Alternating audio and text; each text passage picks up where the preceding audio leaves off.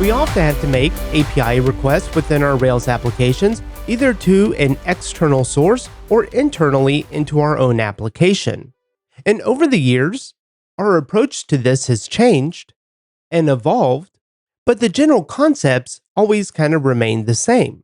For example, in the jQuery days, we would maybe have a $.AJAX to make some kind of API call. Rails had another method with a Rails.AJAX, and that worked fairly well. But as times changed, we got stimulus, and the Rails UJS way kind of went out of favor. So you could always make the fetch request, but that has some issues if you're making a post, a patch, or a delete request, because we would have to bring in the cross-site request forgery token. And while that's not a big deal, we can always get that from our meta tags. It is still a little bit of work and something that we would have to repeat in each one of our stimulus controllers as we are consuming the API. And so in this episode, we're going to be looking at request.js, which is a JavaScript library provided by Rails. And it fills the gap from what we had with the Rails UJS to today.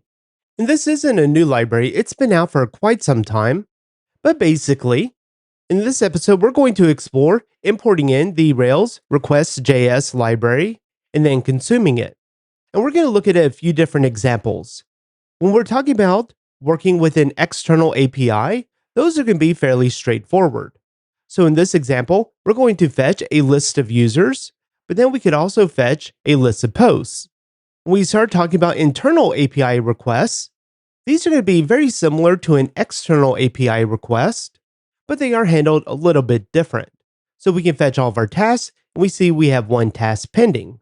And the real changes come into play when we start talking about the posts, the patches, or the deletes. So if we make another test, we can create this task, see that it was created successfully, and now when we fetch all of our tasks, we see that additional one. And finally, we're going to look at making a patch request, which I'll just update our previous one. It updated successfully, and we can verify this by fetching all the tasks again.